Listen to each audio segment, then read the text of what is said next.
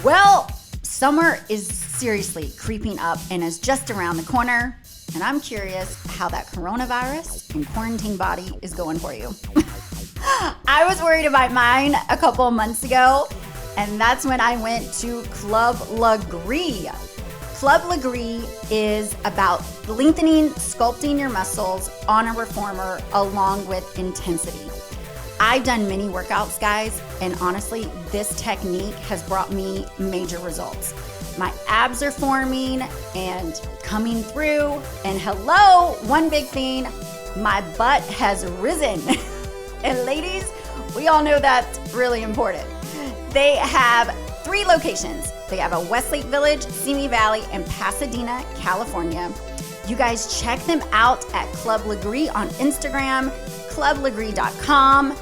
Guys, if you want to get that summer body ASAP, they're the place to go at Club Lagree. Go check them out. Hello, everyone. Welcome to another, hold on one second. We're not going to do that because I don't have my background. There. I know that's my little background. Okay.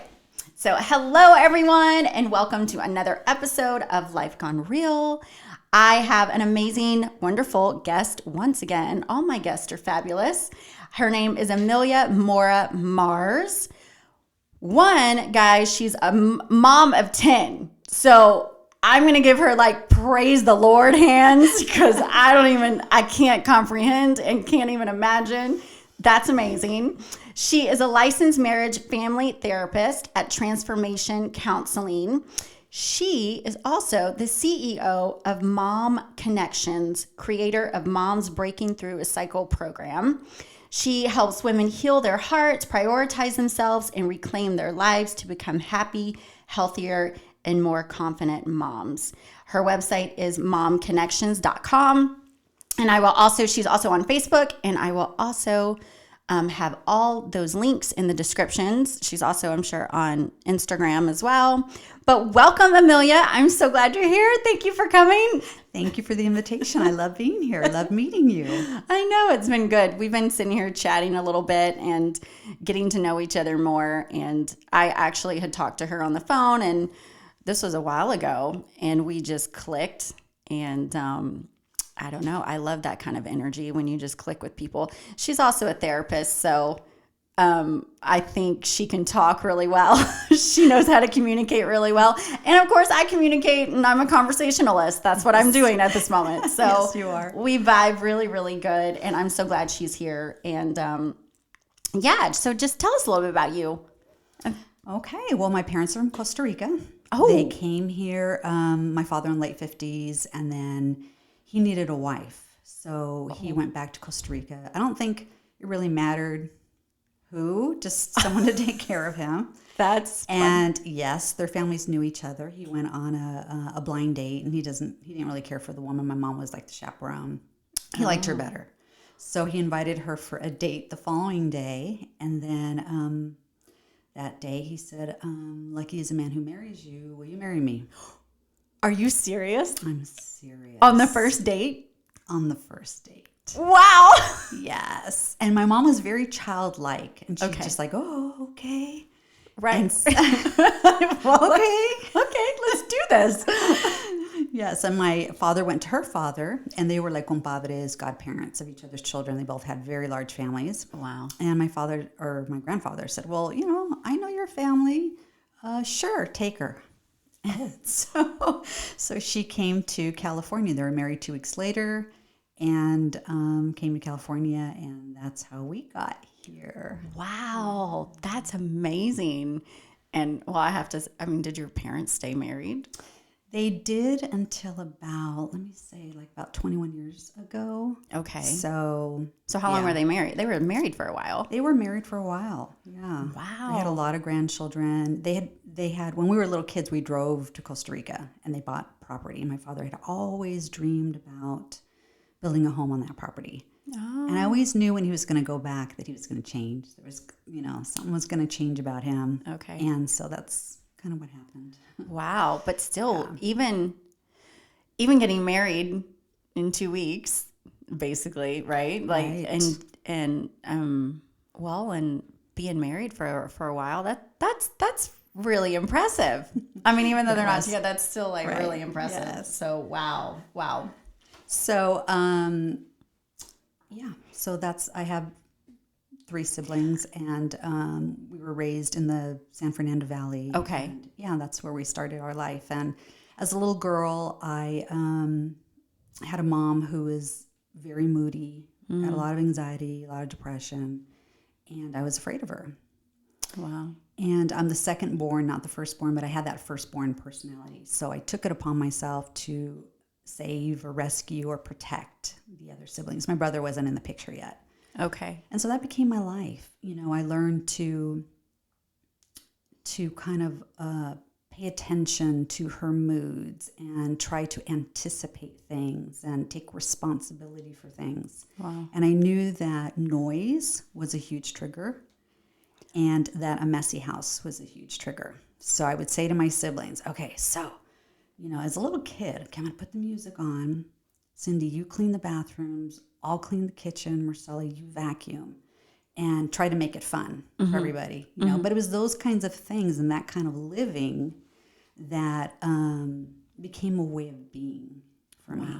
So I was so busy doing. And how old were you? Oh gosh, little. As soon as I figured this out, probably kindergarten, elementary school, you figure these things out, that your mom is super, super moody. And I was very, a child that would observe a lot. And so that's kind of what I did to protect ourselves. So That's a lot. it's a lot. At a young age. At a young age. So I learned to be a doer. Wow. And not a beer. And if I sat still, sometimes my mom would say to me, what do you think you are, a millionaire? And I'd be, sometimes I'd be a smart aleck and say, I'm practicing. But she didn't like that, Or she'd say, what do you think you are, a decoration? And so I learned that just sitting wasn't acceptable. I should be busy. I should be doing. And that became a way of life. Oh, which is not, okay. Not so uncommon. Which is not, right. Yeah. Right.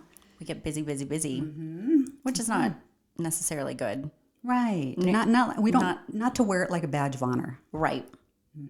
Wow. Okay. So you started,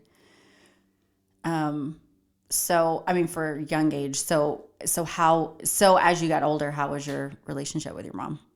To be honest, and it's sad to say, but I hated her. I despised my mother. And I would just do my thing, I remember, there were times when she was affectionate, but a lot of times when she wasn't. And I remember making a decision. I can't trust her. I don't know which side of her I'm going to have. So it's best just not to have that affection at all and just stay busy, be self-sufficient, be independent. Push her away. And push her away and do my own thing. Do your thing. Wow. So then as you obviously got older, I'm sure you realized this is a problem. Exactly. Yeah. And the fascination, I've had a fascination with bipolar in particular and the brain. Okay. And I decided at a young age that I wanted to be a therapist. Oh. And I remember in middle school, you have to do your little career report. Oh, yeah. And I did my report. And one of the things it said is you have to do your own therapy. And I thought, oh, no, I can't. I can't think about that. I can't remember the past. So I pushed that dream down. And I wanted to forget about it. And, I tried. But it doesn't work that way. It doesn't work that way. When you have a calling, when you're fascinated, you're wired a certain way, and God gives you certain gifts, talents, and abilities. He has a way of bringing those things up. I agree. Totally. Well, that's kind of even how it was with me. I'm doing this and I'm so excited. I love this. I feel like I'm in my lane for the first time in my life. But yeah, when I was growing up, as far as, whenever I had kids, I guess I thought, everybody's like, I love to be a mom. And that's it. And I remember after I had my kids, I was like, this not fulfilled. Like, this is not all of me. Being a wife, I love being a wife, loved being married, having a partner, all that stuff, love having kids, but there was always like a hole. That's the best way I could describe it. There's a hole of just unfulfillment. It's like, this is not what I'm only supposed to do is just this. So I tried so many different things, like on the side, to make side money. I had, oh Lord, for any of you guys who are in multi-level marketing, the MLMs, there's all those companies. I would do that. And I tried to do makeup, be a makeup artist. There were just so many things that I tried to figure out. But this was kind of always a passion. I always wanted to help people. And I really connect a lot to women. And I love women empowerment and encouraging and just all of that. And that's always attracted, like that's just naturally come to me. So I can relate to that, like as far as there's something in you and you can't, you push it. Not that I pushed it down. I just kind of put it on a shelf of like, well, I don't know when this is going to happen because I just had so much other stuff going on. But until now I'm like, this is good. I feel really good about it. So proud of you. So I can thank you. But like so when was that? Like, and you couldn't stop. I mean, you couldn't push what you were wanting to do down anymore. Right. Well, so at this point I'm a mother of 10, which is crazy. Yeah. So how is this possible? And you're like so cute. Like I'm just like, I don't know how. I can't imagine. Yeah. That's amazing. Well, the funny thing is I wanted 0. Really? Because I was so afraid of being a mom. I was so afraid. I thought, what if I'm not equipped? Wow. So I was having a conversation with God, telling him all the reasons why I'm disqualified. Okay. Yeah. You don't need me to be a mom because I'm not loving enough. I'm not nurturing enough and all those things. Okay. And then I just had this thought that you believed a lie. And everything you need is within you, but you must allow it to blossom. Those are the exact words that came into my head. Oh, that's so good. I got chills. Yeah, and so I thought, oh my goodness. And then I had these memories of babysitting children where moms would say like, my child never let someone hold him like that. Or how did you get my baby to fall asleep? Or this one little boy that when I was leaving, I only babysat him once. He stood at the door and he cried. Like I was his mother. It was so odd. Wow. And I was flooded with these memories that I thought, I guess I am. Oh. So I have to do the work of allowing this stuff to come up. And so I thought to myself, as a 19-year-old, what if? What if being a mom teaches me to be more loving and more nurturing and more kind and more playful and less serious? What if? Oh. And that's where it started for me. Wow, that's beautiful. That makes me even like, look, I'm like teared up. That's beautiful. Oh. Yeah. So you had your first? I had a first. When was that? And I was 25. Okay. So I was married at 23. I was 25. And she was a very difficult, colicky baby. Oh, no. Yes. Yes. I never had that. Yes. Oh, Later down the road, she has bipolar disorder. So even then, she was just ultra sensitive to stimuli, things like that. Oh. But she needed a sister. Right. You know? Okay. So she had a sister. Oh. And then it was like one at a time, I thought. And then my third pregnancy was a set of twins that I found out my 9th month that I was carrying twins. You found out your 9th month you're carrying twins? Month, yeah. How was that? Like crazy, huh? Well, I guess the ultrasound, all of that. Well, she would look, like, but like it was. I remember going to the gym and this woman knew she was having twins, and she was 3 months along, and I was 3 months along. But she looked like she was carrying twins. I wasn't like that till like 7 months, and then people were like, "Oh, you're due any minute," and I'd be like, "No, I have a few more months." Yeah, you know, and so it was just, I don't know. I got big at the end. Wow. So they never like come up with like 2 heartbeats or could hear like 2 heartbeats? No. Oh, well, I guess maybe with twins, I guess they could be in sync. Could be. She was just like, I was so big. She thought, well, maybe you have so much amniotic fluid. And then she would check. It's like, no. And then one day she was checking on top of my stomach. She goes, well, there's a little head and there's a little heart. And then she took the ultrasound probe and she put it really low. Mm-hmm. And there's a little head and there's a little heart. And I'm like, wait. Are you saying there's 2? Oh my gosh. What did you do? Like, I can't, I mean, you're about to be due like any moment. Know. So, you're like, there's 2? I don't even. It was so fascinating. It was like, oh my gosh, my body did this. Wow. And I had no idea. This is fascinating. Wow. And it was near the end, so there was no high risk anything. You know, I was induced at 39 weeks. So I totally would have gone 40.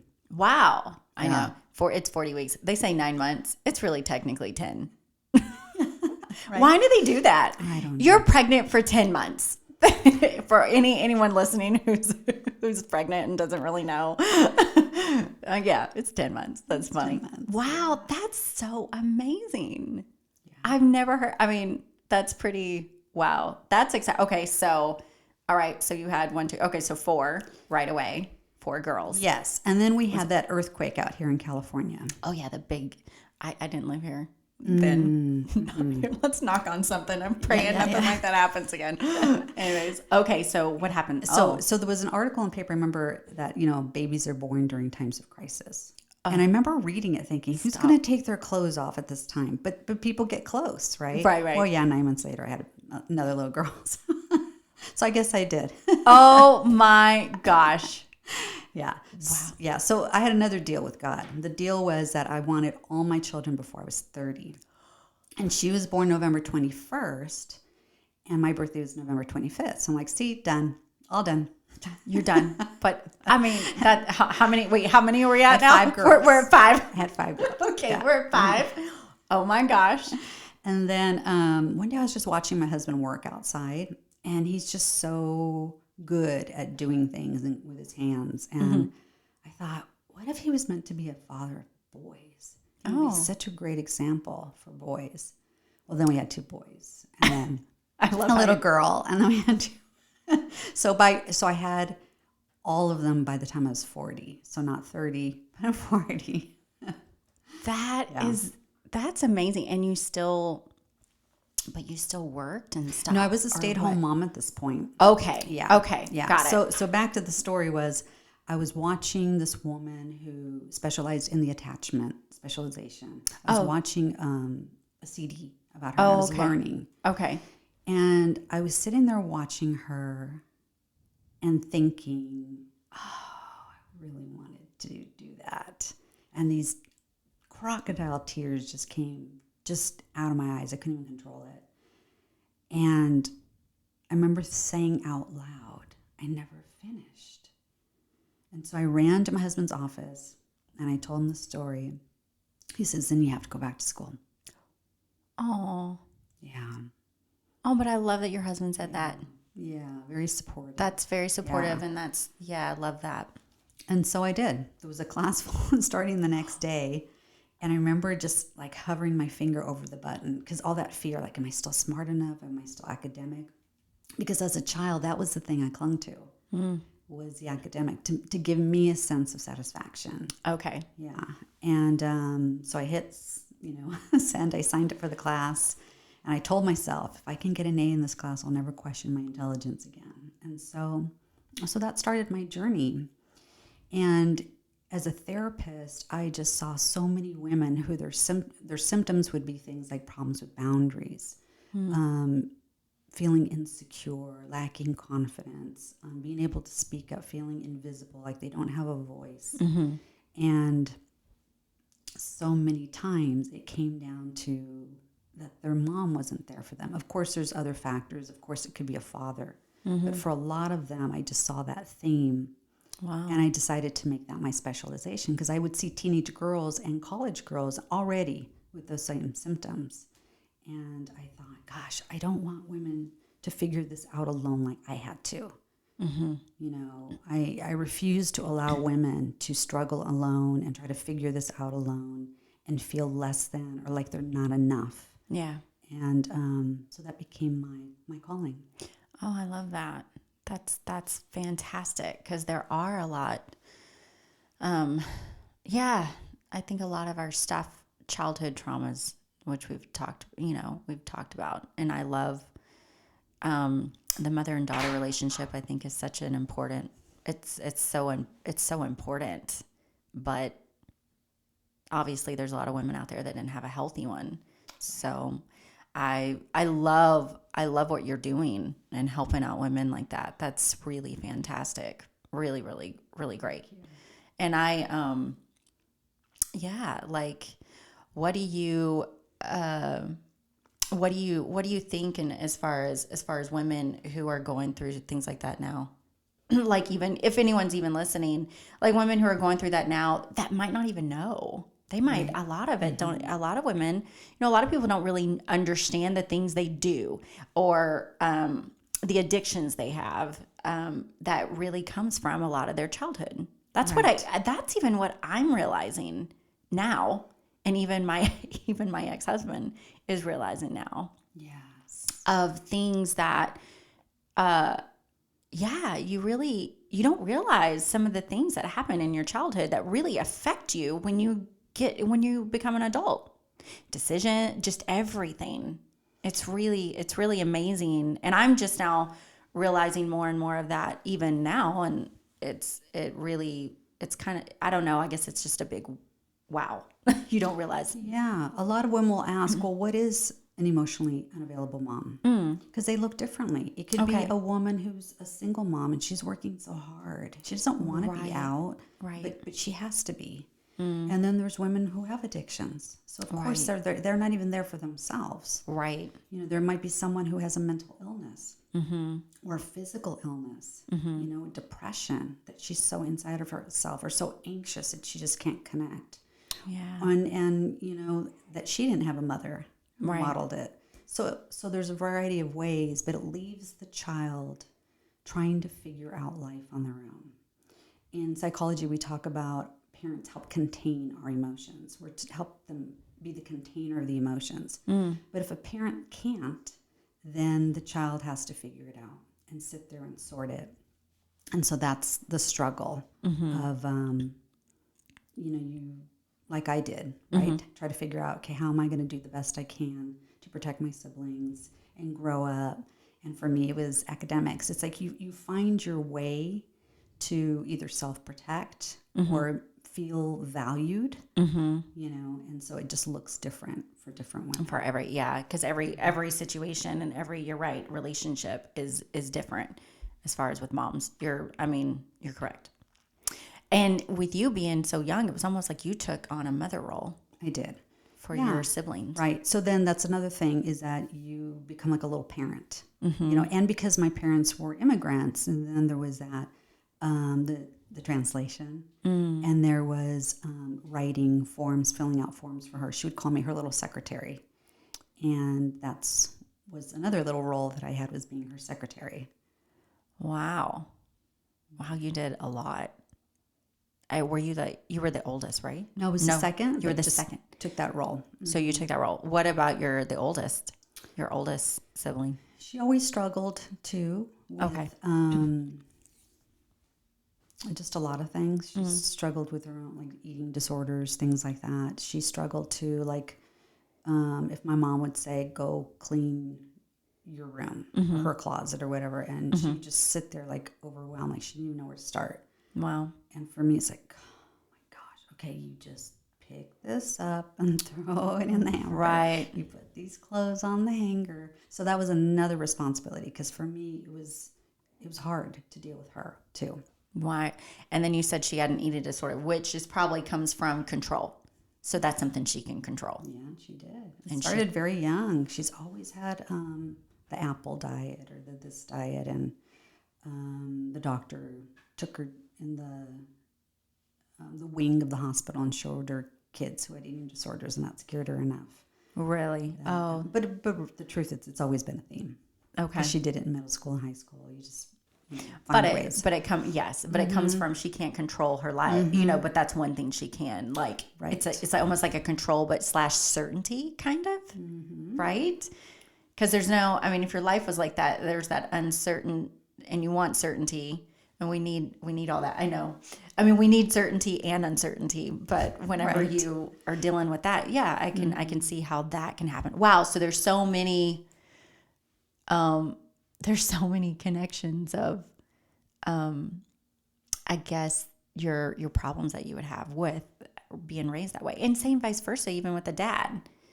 So it's the same. It's the same thing. I know. I don't know. I even look back. It is tough because I've tried to be a great mom, and of course, I probably haven't been perfect, but I'll have to say, like, there's things that I've thought, like, I'm like, oh gosh, I hope my kids, don't have to like deal with some of the things. If I've caused, what is it? Emotional. So, just things that I don't know. I think I've done good. I think, and my ex and I were co-parenting and especially right now, because one's in high school, 9th grade. The other one's in 6th grade. And I know these are crucial times. My daughter's in 9th grade. My son's in 6th. And it's tough to kind of, I don't know, even now, I look at things, my own son is going through some stuff. So he's going through, anxiety and things that I'm kind of like, oh my goodness, where did this come from? I think sometimes I'm like, did I do something? Like you kind of put that whole, it's like, okay, what did I do to cause this? Or is it just, a natural, this is sometimes that happens naturally in kids. I don't know. Obviously the pandemic was horrific for him. He did not take it very well. So I'm dealing with that. And there's also a few things that are even coming up of just things that happen. He deals with, just low self-esteem, all of that stuff. So I don't know. I guess as a parent, I look at my kids and I'm seeing signs and it's just like, oh, okay, did I cause? Those are things that I think of. Like, did I cause that? Because it's so hard. It is so hard, right? And I remember thinking this when I was young. I remember thinking, when I have a boyfriend, I know him as a boyfriend.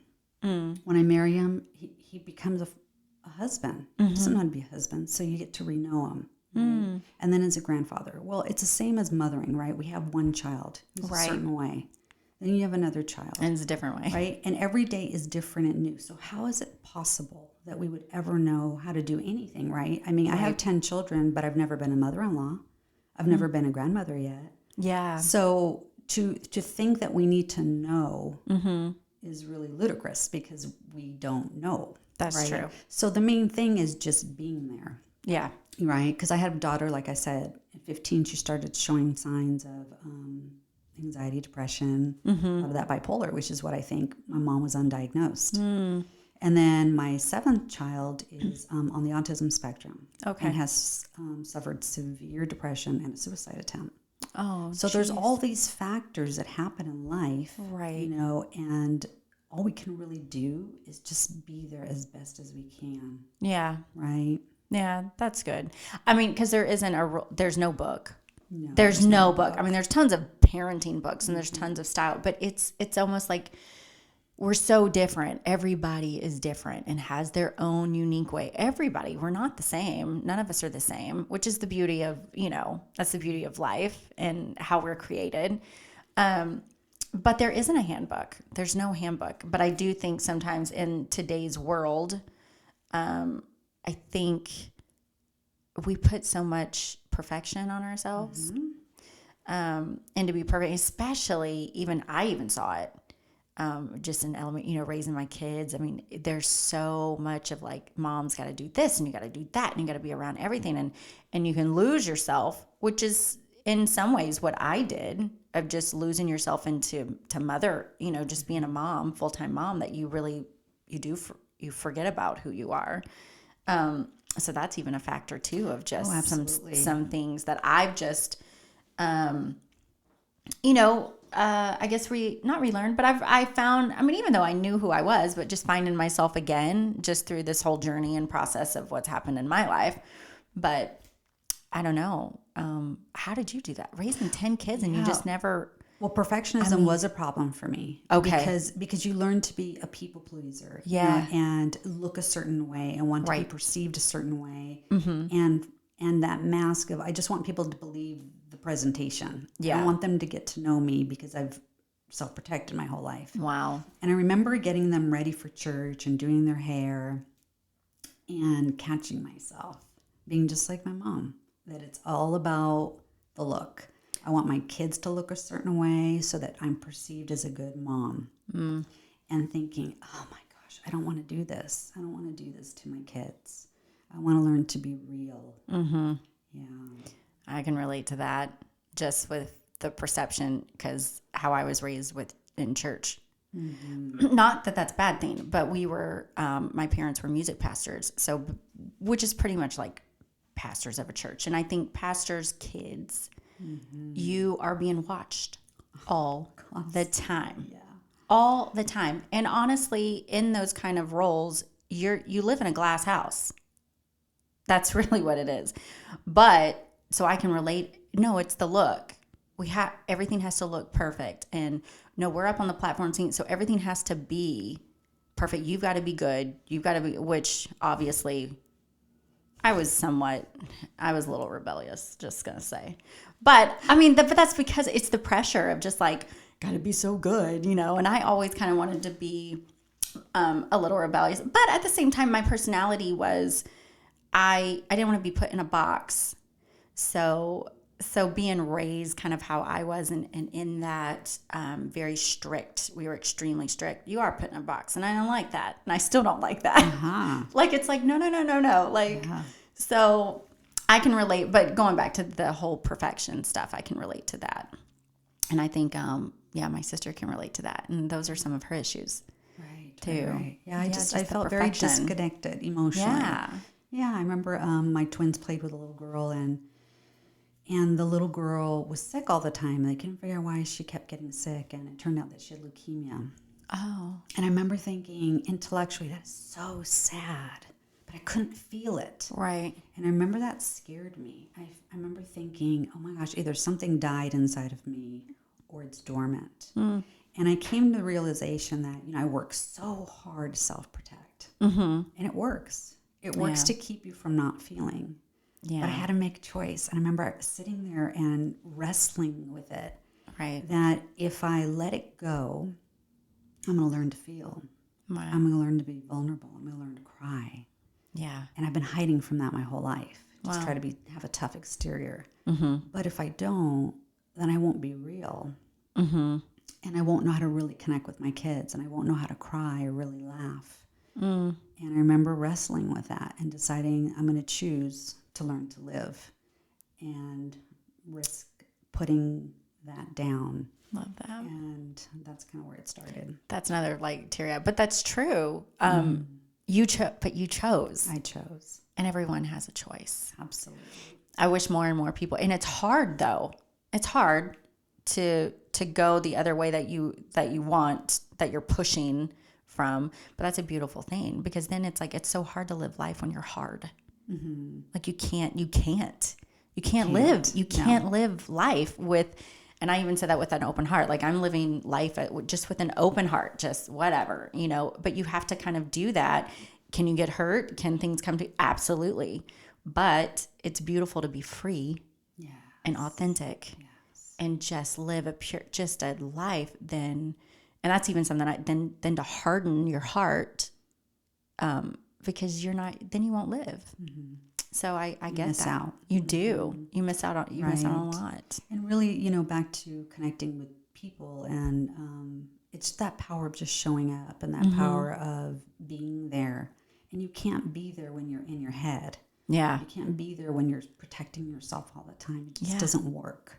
So true. Love that. So true. So what would you say to, I don't know, what would you say to any of the moms out there that are listening,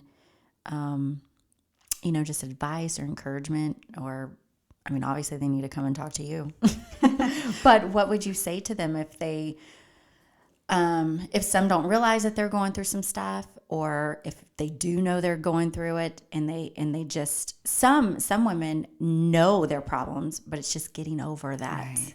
It's kind of climbing up that mountain and it's digging in that. It's scary. And it's dirty. Yeah.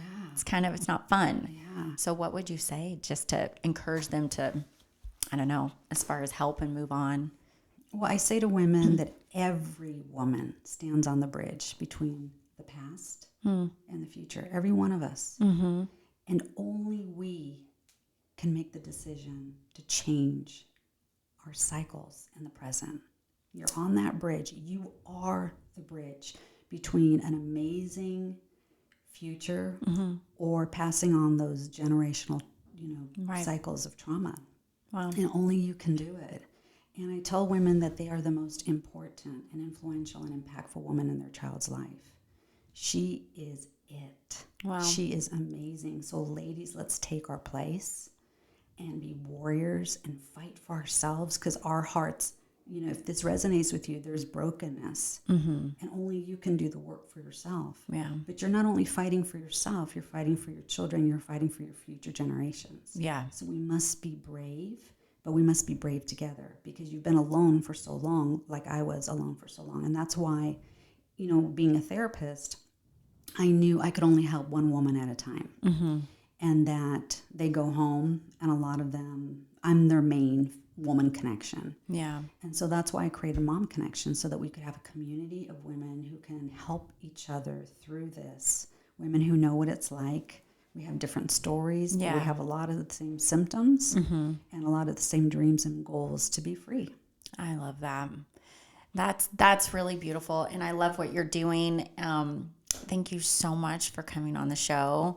For all my listeners out there, I hope you guys have just really taken all this in, taken Amelia's story in, and you guys are encouraged, just exactly what she just said. You have a choice, and all of us women can really stick together with all of our traumas. We can talk about it and share and just love on each other to move forward and push through to definitely break those cycles. So I really, really encourage you all to just keep pushing forward. You can go to momsconnections.com, and I'm going to have all of Amelia's links if you want to reach out to her and be a part of her program. It really, really is amazing. Breaking the Cycle program, I think, is beautiful, really great for all the moms out there. And you don't even have to be a mom. Even if you're single, you're married, and you're seeing that you've got like mom traumas from your childhood, reach out to me. Let me know if I can help you guys and direct you guys of places to go for encouragement. And that is a wrap. You beautiful people, you guys have a great day, and we will talk and see you later. All right, bye. That's a wrap, guys. Thank you so much for joining me on Life Gone Real. Don't forget to subscribe to my podcast and YouTube channel. Definitely rate it. Leave comments. I'd love to get into your lives a little. Send me some topics you'd like to talk about, or if there's anything you're possibly going through in your life. I'm so glad you're here with me on this journey. Cheers to you, and have a great day.